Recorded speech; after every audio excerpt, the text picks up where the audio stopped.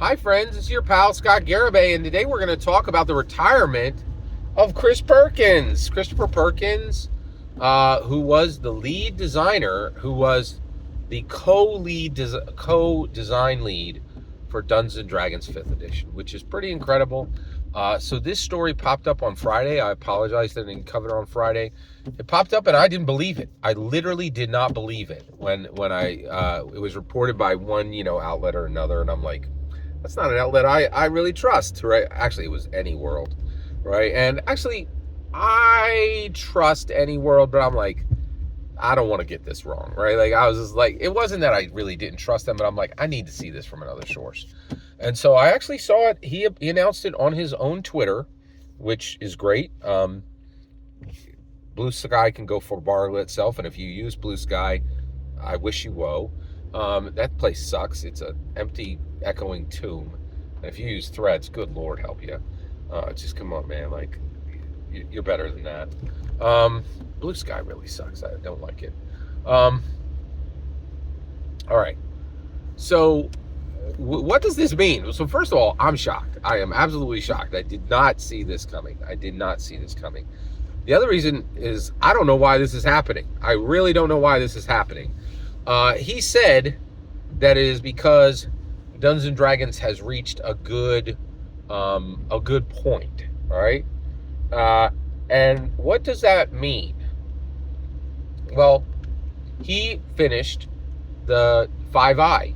He finished 5th Improved, the 2024 core rule books, and I'm extremely thankful for that. And you know what? Before I go a minute further, thank you, Christopher Perkins, for the amazing leadership that you gave Dungeons & Dragons 5th edition, and for the absolutely flawless, peerless work done on the 2024 core rulebooks, and for making the 2024 core rulebooks the most successful launch of any tabletop role-playing product in the history of tabletop role-playing games since Gary Gygax released Dungeons & Dragons on February 7th, 1974. All that, okay. So thank you, Christopher. Genuinely, I am extremely thankful. I've been blessed to use your rules and your design innovations for a decade, and I'm extremely thankful. So I did want to say that before we go a little further. Why is this happening? I don't know. This is very weird. So what did he say? He said D&D is at a good break point, right? And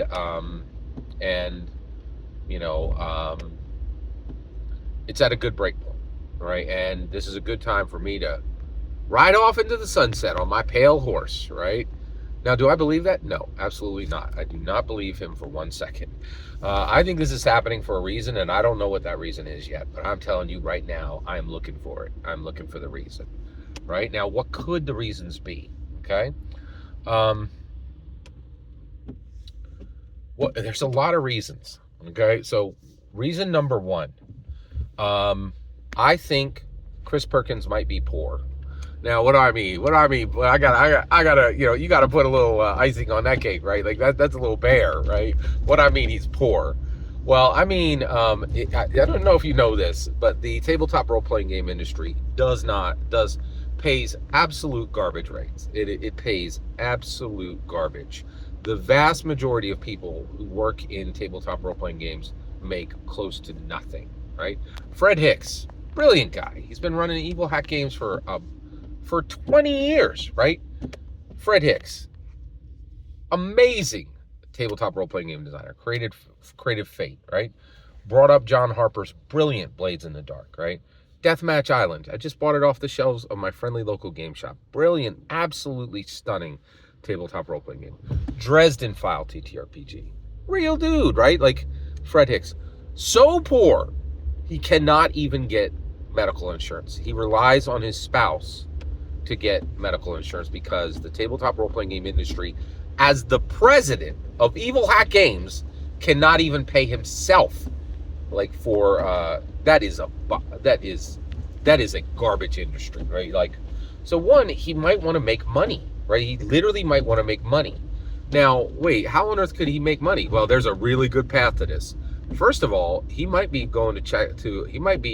going to cash in from Hollywood, right? He would be the perfect guy to work on the new Netflix Forgotten Realms series, right?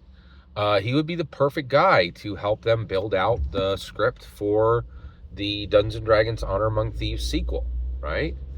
So he could be cashing in there. The other thing that he could do is he could do much needed work on the absolutely bonkers, explosive growth of Dungeons and Dragons intellectual property crossovers. Dungeons and Dragons has literally it crosses over. This is not an exaggeration. Dungeons and Dragons has infiltrated literally 1,000 different worlds, intellectual property worlds, right?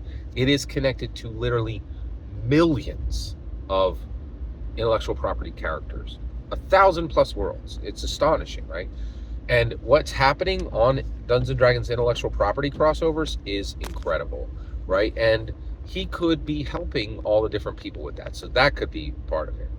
The other thing is he could go work for video games. That is an extremely time-honored tradition. Mike Pondsmith, one of the best tabletop role-playing game designers in the world, and he was, was working for R. Taliesin. He was one of the top guys at R. Taliesin. He's like, you know what?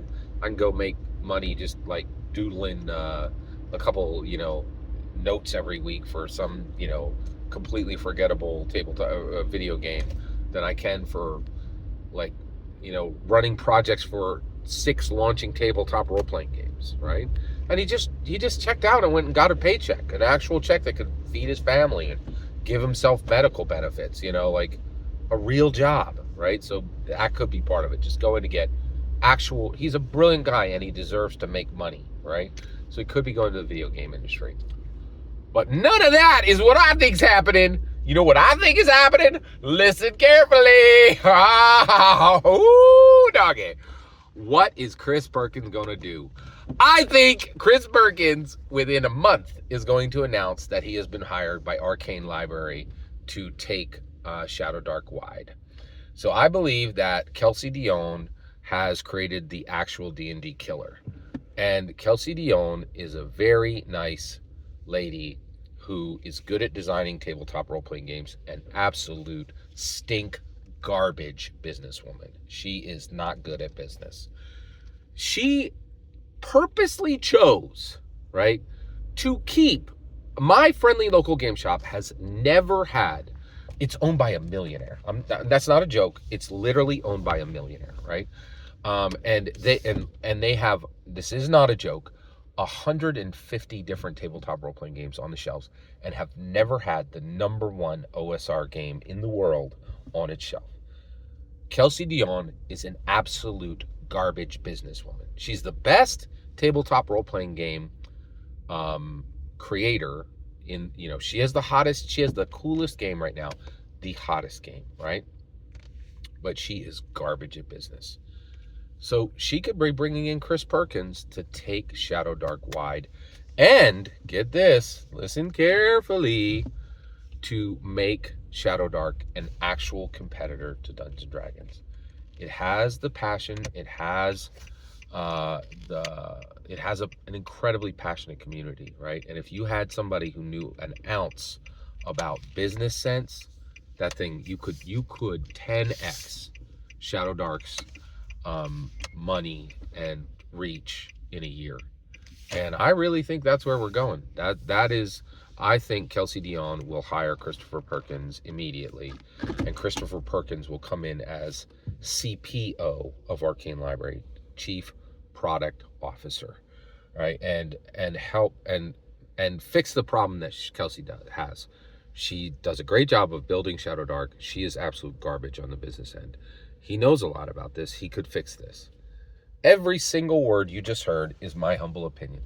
The important part is when I get to hear your humble opinion. When you get in the comments and send your traffic, please consider liking and subscribing, and have a fetch millennium.